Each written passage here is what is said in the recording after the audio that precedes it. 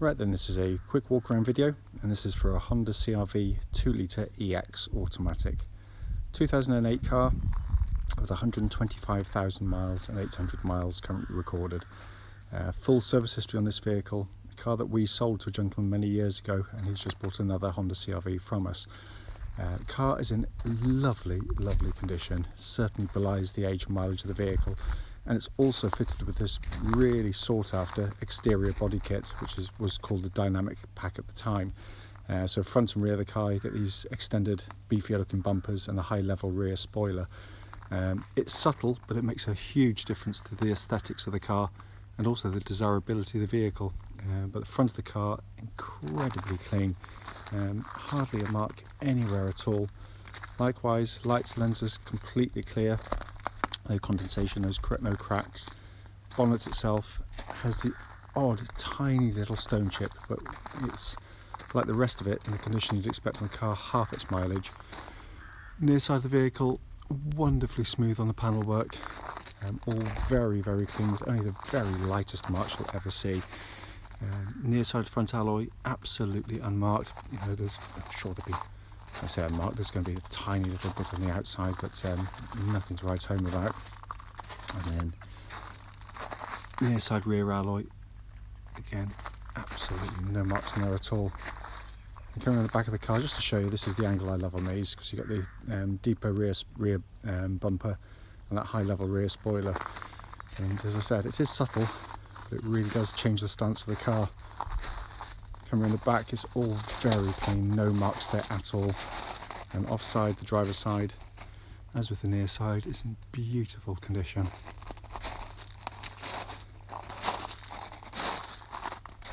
Offside rear alloy, again, completely unmarked, no corrosion, nothing at all. That is in quite remarkable condition. Final alloy, offside front there, again in beautiful condition as well. So externally, looking at a really good looking car that's in absolutely superb condition. Coming to the boot area now, absolutely enormous boots on these CR-Vs, and again it's just been kept wonderfully well. Just pop that back there. You can see plastics, you know, it has got signs of use, but compared to most of this age and mileage, they are very minor indeed. Coming to the back of the car now, big wide opening rear doors. You can see just how much legroom you get in these CR-Vs. They are absolutely enormous in the back for, you know, 6 foot adults front and rear. And the leatherwork is in beautiful condition.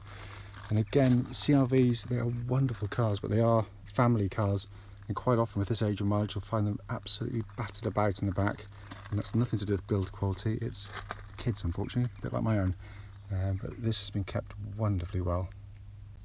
Coming to the front now, front passenger door card, again in beautiful condition, as is the footwell areas, and the front passenger seat there, it looks almost factory fresh, it's absolutely incredibly clean. So coming to the driver's door card, and this is the only one, and we like to show it on the videos where we can. Quite common on CR-Vs, this plastic sort of lifts up slightly where their elbows rub. You can get it attended to, or you can get second-hand door cards for about 25-30 quid. So, but that's the only thing inside the car that gives any clue to the age and mileage in reality. I mean, there will be odd bits of wear and tear, but I mean, it really is in extraordinary condition. So sat inside the car now, engine's running through this section, so the dash can actually be seen illuminated. Dashboard looks absolutely as new. I'm just going to close the blind above my head so I don't get any glare on the screen there for you. You can see the sat nav there working exactly as it should. And with my wobbly hand, pop it into reverse, and you've got that lovely clear gridded parking camera, all working exactly as it should. But as I said, it has been kept wonderfully well in here. Come across to the main dashboard binnacle as well. Let's pop that back into gear.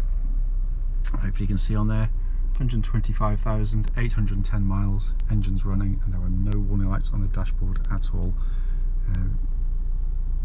Steering wheel looks pretty much as new in all honesty, and feels like new in hand. Obviously a very high spec, so you've got all the HFT stuff and auto lights, auto wipers, etc. on there as well. Just to quickly show you, owner's manual pack, and very importantly, lock and wheel nut setter here with the car as well. So finally, just to come under this wonderfully presented engine bay by Honda. They do these things really fabulously well. Brilliant engines, cam chain driven of course, so no cam belts to worry about on the car. Right then, this is a quick road test video, and this is for a Honda CR-V 2-litre EX automatic. This particular car is registered VE08DVA.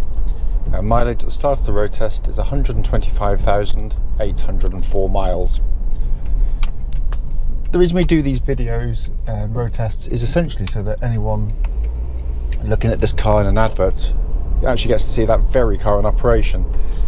We're aware that a lot of our customers travel huge distances to come and see our cars and buy them, but also we're aware that travelling distance can be fraught with having your time wasted if you get there only to drive the car to find out it's got a fundamental problem, which you clearly should have been told about before setting off, which would manifest itself on a test drive. So that's why we do it. The road test is also done on these very quiet country roads, very close to our premises, so hopefully it'd be representative of what you'd feel yourself if offered a test drive in the car. So coming to the car itself, as I may have said in the previous video, the walk around section, which is fun enough, comes after this one when I make them, but it's I sometimes forget what I've said or otherwise. But basically this car is actually well known to us because we sold it to the gentleman many years ago, and he's had it for quite a few years, been very, very happy with the car, and has basically just bought a much newer CR-V automatic from us. So he's loved the car, and he's looked after it very, very well indeed. So we're very pleased to have the car back with us. Engine on these cars, absolutely brilliant engines. They really are in every single respect. They start absolutely instantly. This one settles to completely smooth, even idle, very smooth and refined as you'd expect from a Honda car. And pulls really nicely through the complete rev range of the car. It pulls with extra vigour the higher up the rev range you go. So it's not normally quite as busy as this today, but I'm doing this on a weekend, and it's the rugby club, so there's a bit more traffic about than normal. Albeit I wasn't expecting to see a dustman today, but there we go. But yeah, the engine absolutely superb. There's no warning lights on the dashboard, by the way, at all relating to the engine or any other part of the car, and temperature gauge is running as a third, which is exactly where it should be on a Honda car, whether it be a petrol, diesel or otherwise. But wonderful, wonderful units. Cam chain driven of course, so there's no cam belts to worry about, and a reputation for reliability and longevity which is absolutely unmatched in its class. Engine then feeds through into this Honda automatic gearbox, typical Honda box, very smooth shifting. Again, as with the engine, a reputation for being incredibly tough and reliable. Sorry, I'm going to sneeze. Pardon me. Wow, I can feel that one coming. Yeah, very, very slick shifting gearboxes, even with a few miles on the clock. And again, just wonderfully tough and reliable. What you should always do with any automatic, mind you, regardless of what its reputation might be, is just make sure that hot and cold you get opportunity to put it into neutral and then into drive and reverse, and just make sure there's no great delays or big thunks as it's engaging, and all the gear changes on the move should be nice and smooth and quick. And this is perfect in every single respect. You can hardly feel it change gear, it's so slick. Steering on the car, which again has always been a real strong point in this generation CR-V. It's obviously power steering, so it's light and easy to use. However, on the road it feels lovely and solid. It feels sort of slightly heavy on the road, which is lovely. It also tracks absolutely bullet straight. There's no vibrations at all coming back through the steering wheel at this speed, or any speed, certainly up to legal limits, and I've been on the motorway with the car as well. But a great power steering system. It's really nice and accurate and precise in operation, and perfectly tuned to the chassis. Chassis itself, when Honda know this market extraordinarily well, they're the best-selling manufacturer of SUVs in the world with the CR-V, so they know what the majority of their customers want, because ultimately suspension's all about compromise, and this is a family car, so it's, in essence, it's to transport families around safely and comfortably. Now, comfort is a very subjective thing, and Honda have done a brilliant job with this, because what they've given you is a very compliant, well-damped ride, which means it's got really good body control through the corners, and that's where so many cars of this type can be very softly sprung and feel great on the straight roads. But as soon as you get into a series of bends or tight corners like the one I'm going to do now, they flounder about, they lean over, they pitch and wallow, and that's horrendously uncomfortable, especially for rear seat passengers. So even turning like this, I know it's only slow, but you find so many cars, they just seem to they seem very cumbersome by comparison. And at higher speeds, these really flow through corners beautifully well. It's a brilliant setup. What I'm looking for, by the way, on these road tests, especially on cars with more miles on the clock like this one here, is when you hit a bump, you'll hear it hitting the bump, of course, but you shouldn't hear any kind of nasty sort of knocking noises or chattering from the suspension underneath, and there's nothing at all on the vehicle. And I've been using the car actually quite a lot over the Christmas period, and it drives absolutely beautifully. Brakes on the car, I'll just get around the corner. I know they're good because I had to hit the brakes rather hard yesterday, so I'll just do it again now, make sure no one's there.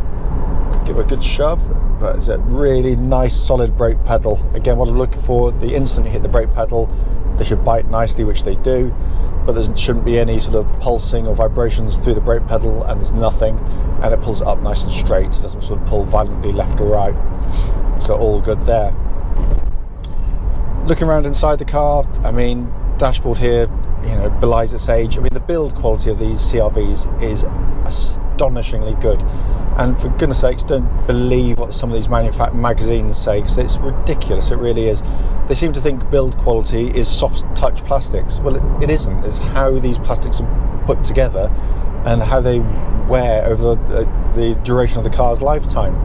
Plush interiors are great. If you're house proud or car proud, then they're great. Problem with them, of course, is with lots of surfaces, they can look very grimy and grubby when kids have been inside sort of messing about. The whole point of this is it's a very practical car, so surfaces you just wipe clean, it keeps it nicely, but it's just so beautifully put together. All the switches still have exactly the same actuations they did when they were brand new, beautifully damped, beautifully made, all working exactly as intended, by the way, as well. You've got the dual zone climate control system giving you different temperatures side to side. Air conditioning blows out lovely cold air, so I put it into a workshop a couple of days ago, nice and warm in there, and cold air was pumping out. As you can see there, the sat nav, nice big screen, dead simple and easy to use, all working exactly as intended as well. Coming across the main dashboard binnacle here, typical Honda, beautiful dashboard, just simple, big, legible dials, rev counter and obviously speedo there, and then you've got your temperature and fuel gauges, and an information display in the middle giving you current MPGs, trip meter stuff, all that kind of those bits and bobs. But everything, as I said, working exactly as it should. You've got your parking sensors all functioning exactly as they should. You've got the hands-free system working as it should. Cruise control works perfectly. I mean, it really has been a beautifully kept car, and it certainly isn't going to be the cheapest one out there, by dint of the fact that A, it's been so well looked after and it's in a condition far better than most you're going to see, but also the fact that it's got this lovely dynamic pack fitted to the car, which is very sought after, even on the used ones many years down the line. But you generally pay for what you get. I mean, this is someone's investment in the car over the years, and mechanically and service history wise is what people are benefiting from at this time. Finally, of course, it is a four-wheel drive vehicle, albeit you don't do anything, it does it all for you. Honda knows that most people will just be driving in perfectly good conditions as I am today. Should you, however, encounter snow, mud or whatever, and your front wheels start to spin, instantly the rear wheels are introduced by the car automatically, and you have four-wheel drive straight away, and it gets you through. It is brilliantly simple, and of course it means you're not putting so much stress to the car, using as much fuel, or gobbling up your tyres as quickly, and a wonderfully reliable system. We've never put a spanner on them. As always with these videos, if you know, I should say that I can find nothing on the car at all in terms of the drive of the vehicle to feedback, and I'm not giving it any allowance at all for the age or mileage of the car, because it drives beautifully regardless of that. But as I said, if you've got any questions about the car, don't hesitate, please do give us a call.